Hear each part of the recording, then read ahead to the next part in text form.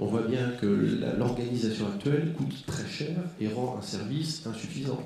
Vous avez des personnes qui se retrouvent à l'hôpital alors qu'elles ne devraient pas s'y retrouver et qui se retrouvent avec des effets secondaires qu'elles ne devraient pas avoir. Donc l'innovation peut permettre d'éviter cela. Que veut-on faire ensemble ? Clinique, hôpital, établissements médico-sociaux. Est-ce qu'on veut mutualiser, par exemple, une fonction logistique, ou alors est-ce qu'on veut prendre en charge de façon commune un besoin ? Comment organiser une structure juridique qui permet de respecter et ses enjeux et les objectifs de chacun. Finalement, on a trouvé, avec des études associées avec des cabinets juridiques, des cabinets d'études importants au niveau français, que le GCS de l'ordre privé pouvait permettre cette association d'une clinique privée et d'un hôpital public. On a tendance parfois à considérer qu'à partir du moment où on a constitué les GCS, les problèmes sont terminés, on est arrivé, alors que c'est justement là que toute la problématique commence.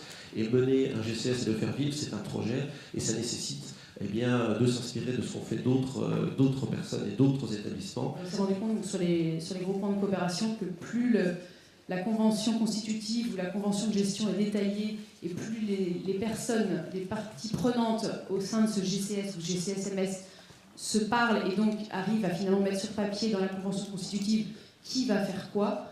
Ensuite, on peut faire une convention de trésorerie et finalement, une fois que tout est posé sur papier, ça peut fonctionner.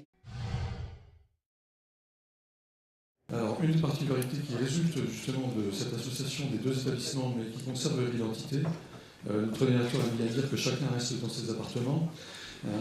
C'est vrai. Ça se traduit tout de suite à l'entrée de l'hôpital par un accueil en deux positions qui permet d'orienter effectivement les arrivants externes vers chacune des entités. Par contre, aux urgences, il n'y a qu'un seul site d'urgence qui est hospitalier public, avec une répartition entre les deux établissements selon des protocoles qui sont actuellement préparés. Donc nous, on a essayé de travailler, on a deux exemples qui fonctionnent depuis 2-3 ans, sur ce qu'on appelle les résidences intergénérationnelles.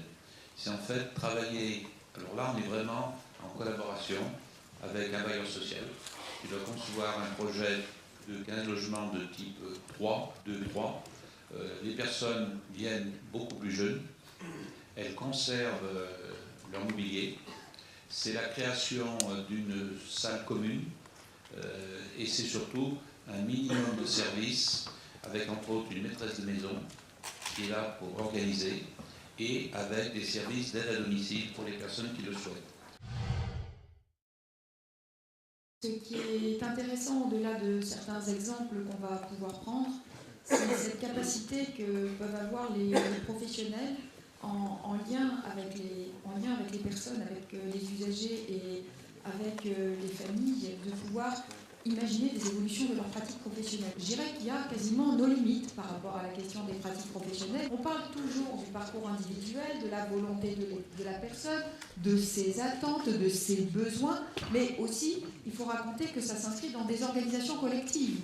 Et c'est dans cette conciliation entre les organisations collectives et l'accompagnement individualisé de la personne que nos organisations ont intérêt à être le plus innovantes, qu'il y a quelque chose qu'il ne faudrait pas que dans l'innovation, on passe juste, on réduise les personnes à du consumérisme, à de la consommation ordinaire, mais qu'on soit aussi dans ce souci de toujours plus de prise en compte et de participation des personnes, parce que c'est là qu'on va avoir les vrais services.